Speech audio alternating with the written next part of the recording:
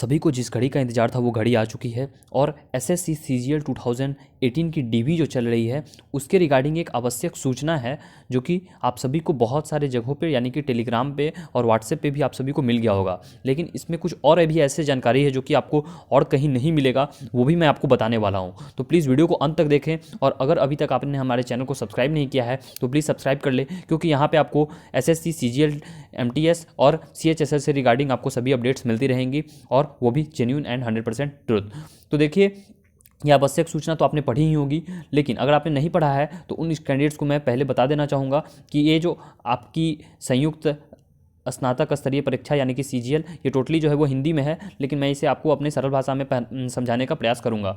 तो देखिए, ये कोई सीजीएल की परीक्षा है, उसमें जो दस्तावेज यानी कि प्रमाण पत्र, आपकी जो डॉक्यूमेंट्स है उसकी लिस्ट यहाँ पे दी गई है। यहाँ पे 5 से 6 पॉइंट्स दी गई है। ओके, यहाँ पे 7 पॉइंट्स दी गई हैं, जिसमें आपकी 4 से 5 पॉइंट्स ही काम की है और 2 आपकी काम की नहीं होंगी।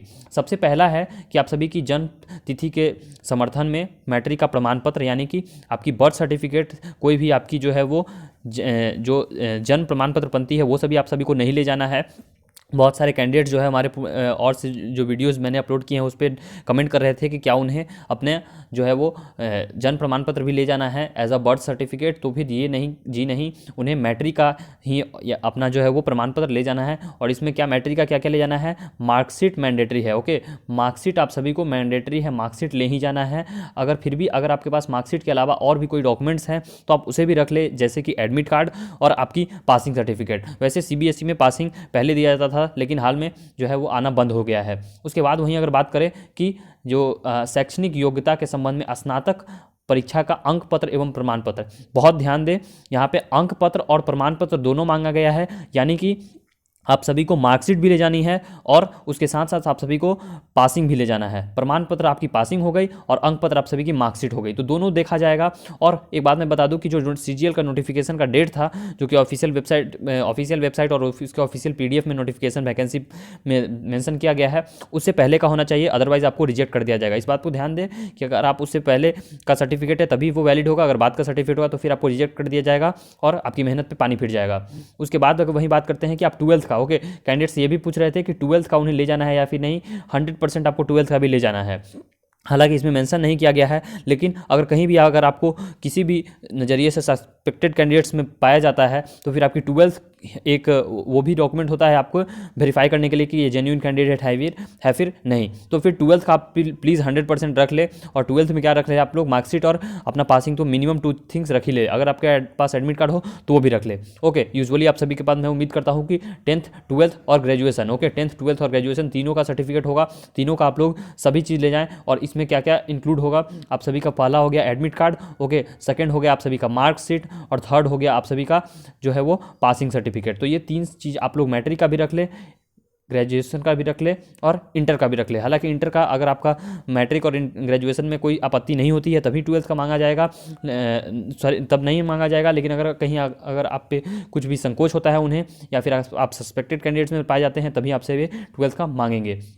उसके बाद मैं बात करूं कि अगर आप कोई भी रिजर्वेशन से बिलोंग करते हैं तो फिर आपको उसका जो है वो सर्टिफिकेट जो कि फॉर्मेट प्रोवाइड किया गया है ओबीसी का, यानी कि ओबीसी से अगर आप बिलोंग करते हैं तो ओबीसी का आपको फॉर्मेट पे, प्रिस्क्राइब फॉर्मेट पे आपको देना पड़ेगा अपना सर्टिफिकेट, और वो भी सेंट्रल लिस्ट का। इस बात को ध्यान दें, बहुत सारे कैंडिडेट्स ये भी हमारे कमेंट सेक्शन में पूछ रहे थे कि सेंट्रल लिस्ट का चलेगा या फिर स्टेट लिस्ट का। तो देखिए, सेंट्रल लिस्ट का ही चलेगा, स्टेट लिस्ट का नहीं चलेगा। लेकिन अगर वो स्टेट लिस्ट का अगर आप प्रोवाइड करते हैं तो उसे प्रोविजनली एक्सेप्ट किया जाएगा, क्लियर नहीं दिया जाएगा आपको। ओके, उसके बाद वही बात करें कि जो पीडब्ल्यूडी कैंडिडेट्स हैं उनके लिए और उसके साथ साथ जितने भी एक्स सर्विसमैन हैं वो भी जो फॉर्म भरे हैं उन्हें 100% जो है वो निर्धारित जो रूप दिया गया है, फॉर्मेट दिया गया है, उसी पे अपना सर्टिफिकेट जो है वो सबमिट करना है, अथवा उन्हें सामान्य श्रेणी में माना जाएगा। ओके, उन्हें जनरल की तरह ट्रीट किया जाएगा अगर उनका जो फॉर्मेट है वो उनका जो सर्टिफिकेट है वो प्रिस्क्राइब फॉर्मेट में नहीं रहा तो। उसके बाद वही बात करें कि आपकी जो सत्यापन होगी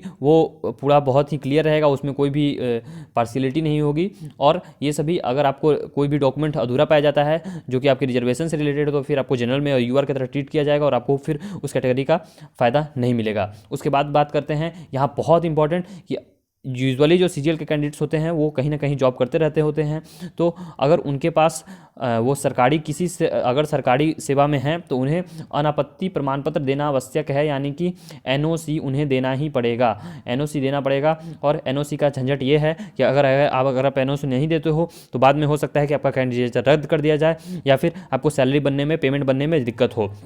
2-3 ऐसे कैंडिडेट्स से मैंने बात की जिनका एनओसी नहीं दिया गया था, तो पहले पेमेंट बनने में दिक्कत हो रही थी, लेकिन बाद में जब उन्होंने अपने दोनों जगह पे बात किया तो फिर उनकी जो है वो प्रॉब्लम रिजॉल्व हो गई थी। ओके, तो ये बहुत आप सभी को पॉइंट में रखनी है कि एनओसी जो है वो आप सभी, अगर आप किसी भी सरकारी संस्था में काम कर रहे हो, यानी जैसे कि रेलवे हो गई या फिर आप किसी भी स्टेट गवर्नमेंट हो या फिर सेंट्रल गवर्नमेंट, तो आपको एनओसी लेके ही जाना है। ओके, उसके बाद नवीनतम पासपोर्ट आकार फोटो, यानी कि ये जो रिसेंट फोटोग्राफ होती है वही ले जाना है। आप सभी जो है वो CHSL का भी फॉर्म भर रहे होंगे, और हाल में ही जो सीजीएल का आपने फॉर्म भरा होगा 2020 का, तो उसमें जो आपने फोटो अपलोड किया है आप वही ले जाएं, क्योंकि उस पर डेट भी मेंशन्ड है और उससे पता भी चल जाएगा कि आपकी जो रिसेंट फोटोग्राफ है। तो आई होप कि आपको ये बेसिक डिटेल समझ में आई होगी। उसके बाद कुछ और भी बहुत जानकारी है जो कि आपको इसके अलावा मैं देना चाहूँगा कि सर्वर का बहुत बड़ा इशू चल रहा है। सर्वर आपको वहाँ पर बहुत इंपॉर्टेंट है, क्योंकि आपका जो लोड होता है, आपका जो डेटा होता है, वही सर्वर नेट का कहीं ना कहीं इंपॉर्टेंट रोल रहता है, तो इसलिए सर्वर में थोड़ा बिजी रह रहा है और नेट का स्पीड अच्छा नहीं था। इस वजह से फर्स्ट डे के फर्स्ट शिफ्ट में ये सभी कुछ जो है वो देखा गया है। तो आप टाइम एबंडेंट लेके जाए, कुछ ज़्यादा ही टाइम लेके जाए। अगर आप ट्रेन जो नियरेस्ट ट्रेन चुने हुए हैं तो हो सके तो अगर रिजर्वेशन अभी नहीं कराया है और आपका डेट बाद में है तो प्लीज़ आप जो है वो थोड़ा मीन्स 7 से 8 घंटा एक्स्ट्रा आगे का ट्रेन का टाइमिंग शेड्यूल चूज करें। जस्ट आपके डीबी के रिलीज़ होने के 1 या 2 घंटे के अंतराल में नहीं करें, क्योंकि आपको डिले हो सकता है। 9 बजे आपको बुलाया जाए, हो सकता है 9 बजे आपको बुलाया गया है और 3 बजे आपको छोड़ा जाए। इवन 5 घंटा का भी समय लेके चलना है, क्योंकि MTS में ऐसा जो है वो अमूमन देखने को मिला है। तो या फिर सीजीएल में भी ऐसा हो सकता है, क्योंकि जो आपका ये सेंटर्स है डीवी का वो एकदम सेम है सीजीएल के लिए, CHSL के लिए और MTS के लिए। तो अबंडेंट टाइम भी आप सभी को लेके चलना है और खाने पीने की व्यवस्था रखनी है, क्योंकि स्टूडेंट्स कह रहे थे कि बीच में कभी कभी कुछ सेंटर्स पे निकलने नहीं दिया जा रहा था, तो इस वजह से उन्हें खाने पीने की व्यवस्था भी अपनी लेके चलनी है। ओके, और अपना सैनिटाइजर, मास्क, ये सभी तो आपको अपना लेके चलना ही है ही, क्योंकि कोविड-19 का सिनेरियो चल रहा है। तो आई होप कि आपको बेसिक जानकारी ये जो है आवश्यक सूचना में बहुत अच्छी से समझ में आ गई होगी। फिर भी कोई डाउट आती है तो कमेंट बॉक्स में जरूर पूछ ले। और एक बात मैं बता दूँ कि अगर आपकी कोई भी मिस्टेक हो गई है, ओके, कोई भी मिस्टेक हो गई है नेम में, आपके फादर्स नेम में, आपके एड्रेस में, तो फिर मदर्स नेम में या फिर सर्टिफिकेट नंबर में, तो आप वहाँ पे एडिट कर सकते हैं। वहाँ पे आपको एडिट करने का ऑप्शन मिलेगा। इसके लिए आपको चिंता करने की कोई आवश्यकता नहीं है। तो आई होप कि आपको समझ में आ गया होगा। फिर भी कोई डाउट आती है तो आप कमेंट बॉक्स में लिखिए, और अगर अभी तक आपने चैनल को सब्सक्राइब नहीं किया है तो प्लीज़ सब्सक्राइब कर ले। वीडियो देखने के लिए धन्यवाद, और उम्मीद करते हैं कि आपका डे भी सक्सेसफुली कंडक्ट हो। So thanks for watching the video. Have an awesome day.